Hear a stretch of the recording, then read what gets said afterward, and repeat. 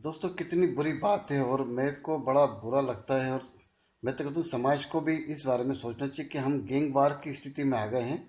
एक पढ़ा लिखा समाज जो कि महामना मदन मोहन मालवीय के आदर्शों पे चलता है, लोग उनको आदर्श मानते हैं, वो समाज अब गैंगवार की स्थिति में आ गया है। खासकर जबकि कोरोना संक्रमण काल में सबको एकत्रित होना था, तो ये बड़ी लानत की बात है हम लोगों के लिए। मुझे बड़ा बुरा लगता है कि इतने प्रयास के बाद भी हम इकट्ठे नहीं हो पाए। हम सोचते थे कि चलो डूबते समाज को तिनके का एक सहारा हम उपलब्ध करा देंगे, लेकिन हम जिन जिन तिनकों के पास गए वो तिनकों का गर्व इतना घमंड था कि वो खुद इतने भारी हो गए कि समाज को क्या उठा पाएंगे। हमने बहुत कोशिश करी लेकिन हम निराश नहीं हैं। हम अपने स्तर पर काम करेंगे, लेकिन मुझे लगता है कि अब इन व्हाट्सएप ग्रुपों को थैंक यू कहने का मौका आ गया है और उनको छोड़ने का वक्त आ गया है, क्योंकि हर कोई अपनी सोच विचार को समाज पर थोपने पर राजी है। मुझे नहीं लगता है कि इस प्रकार समाज को हम आगे बढ़ा पाएंगे।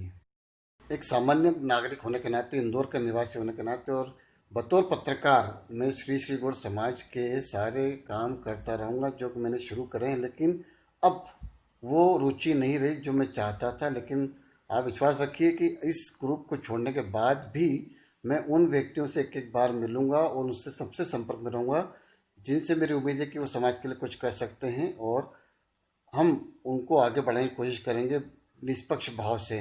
बतौर पत्रकार होने के नाते मैं सबसे ही ये वादा करता हूँ कि मैं आपके लिए हमेशा उपलब्ध हूँ, लेकिन अब इन ग्रुपों के माध्यम से हम चर्चा नहीं करेंगे, क्योंकि ये ग्रुप मुझे लगता है कि कहीं ना कहीं वैमनस्य फैला रहे हैं। और क्या हो रहा है इन ग्रुपों में, वही चीज़ हो रही है जो समाज नहीं चाहता है। यकीनन कुछ उद्देश्य को लेकर ग्रुप शुरू किया जाए तो बात अलग होती है, लेकिन अब लग रहा है ये टाइम पास के हैं और तेरी पीठ में खुजलूँ मेरी पीठ तो खुजाले वाला किस्सा हो रहा है। तो मुझे लगता है कि अब इन ग्रुपों को छोड़ देना चाहिए। बतौर पत्रकार और एक समाजजन होने के नाते मैं आपसे हमेशा उपलब्ध रहूँगा। मेरे नंबर आपके पास रहते हैं और हम समाज को आगे बढ़ाने और एक नेतृत्व देने की परंपरा और मुहिम को अब हमेशा की तरह आगे बढ़ाते रहेंगे, लेकिन अन्य तरीकों से, दूसरे तरीकों से। तो ऐसा नहीं कि समाज में अच्छे लोग नहीं, अच्छे काम नहीं हो रहे हैं, सब अपनी अपनी जगह चल रहा है। लेकिन अब जिस की हम चर्चा कर रहे हैं कि जिस काल में हमको इकट्ठा होना था उस काल में हम इकट्ठे नहीं हो पाए, ये सबसे बड़ी बात है। और मुझे लगता है कि अब समय हमको मौका नहीं देगा, इसलिए सब अपनी जगह अपना काम करते रहें और समाज को आगे बढ़ाते रहें। दोस्तों पिछले दिनों जो हम कोशिश कर रहे थे उससे हमें ऐसा लग रहा था कि हम तराजू पर मेंढक तोलने का काम कर रहे हैं। जी हाँ, जो मैं बात बता रहा हूँ वो पूरा अनुभव मुझे रहा कि हम श्रीकोट समाज के अच्छे लोगों को एक साथ बिठाकर एक नेतृत्व देना चाहते थे, लेकिन मुझे नहीं लगता कि अब ये संभव होता दिख रहा है, क्योंकि हर कोई अपनी टपली अपनी राग पर चल रहा है।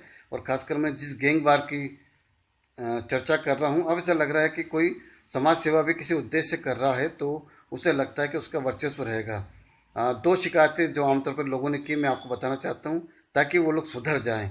हमारे मान्यता ये है कि जो समाज का प्रतिष्ठित व्यक्ति है, शासकीय कर्मचारी है, वो अपनी नौकरी के रहते तो कभी समाज के काम नहीं आता, लेकिन जैसे ही नौकरी से हटता है, रिटायर होता है, वो समाज के पास आ जाता है कि और अपना प्रभुत्व दिखा के ये चाहता है कि वो समाज का महान व्यक्ति बन जाए।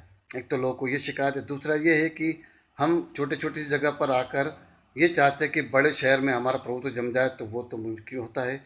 दूसरा, कलाकार होना अच्छी बात है, लेकिन कलाकारी से आप नेतृत्व नहीं कर सकते। ये बात भी सामने आई है। आप अपनी जगह अच्छे कलाकार हैं, रचनात्मक काम कर रहे हैं, लेकिन नेतृत्व करने के लिए जो गुण होना चाहिए वो सब में एक सा नहीं होते। इसलिए जो इस तरह के सपने देख रहे हैं उनसे भी मेरा आग्रह है कि वो इस प्रकार के सपने देखना छोड़ दें। हाँ, अपना सहयोग जो रचनात्मक दे सकते हैं वो दे, क्योंकि उनकी इस लापरवाही से ही समाज अंधेरे की ओर जा रहा है। और मुझे लगता है कि हम ऐसे ही चलते रहे तो एक दिन हमारी पहचान खोने का खतरा हो सकता है।